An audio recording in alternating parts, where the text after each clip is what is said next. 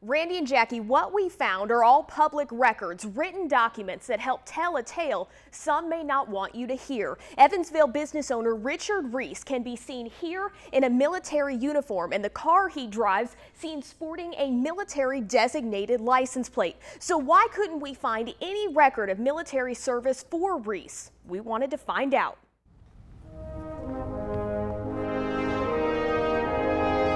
But I was heated. I know, I mean, it's wrong. If you wanted to enlist, you should have. It makes me mad. Veterans earn the right to wear this uniform. They have the right to display their earned patriotism. So when people falsify military claims or embellish their records, it's taken very seriously. When 14 News received this email titled "Stolen Valor" on May 20th, claiming you're going to want to hear this story, we took notice.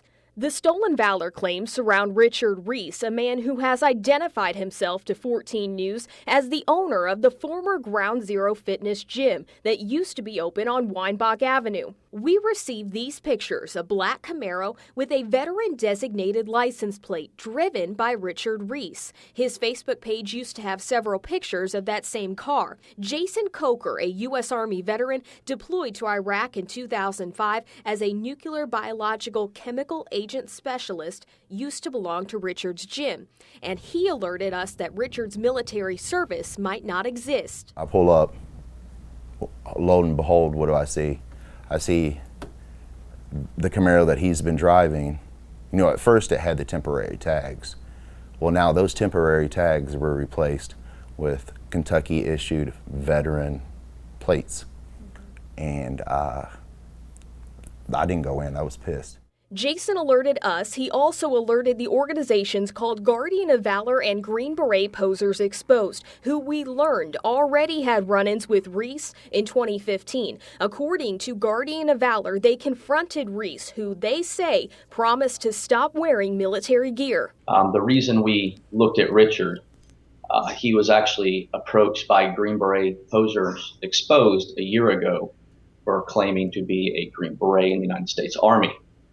With his age and everything and the time that he claimed to have served, there's no way he could have been a Green Beret. And I moved forward with it to find that he was still telling those lies and using that fake title to advance his business. We submitted 2 public records requests to the National Personnel Records Center in St. Louis, Missouri, with Richard's full name and birth date from public record. And both times we got these letters saying the registry showed no military service by anyone under that name. There's a sacrifice that's made to wear the uniform, and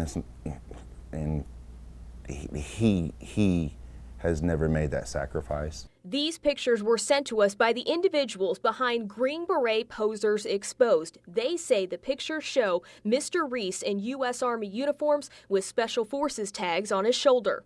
Fakiness and faking, they're always faking Special Forces. If we can't find records of military service, how does Mr. Reese have veteran-issued license plates? You're supposed to supply paperwork proving you're a veteran. Our investigation discovered that paperwork was never filed. I came here to the Henderson County Clerk's office with the license plate number for that black Camaro, and it wasn't until we started asking questions that the mistake was discovered.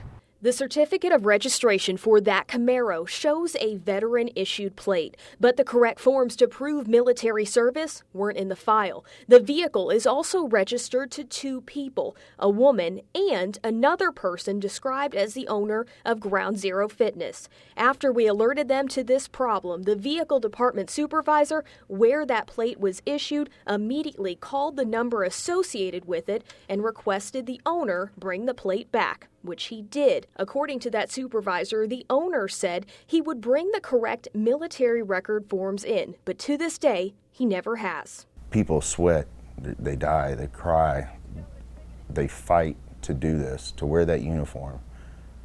And for someone to go and use that to make themselves look better, it's just a pathetic, sad person.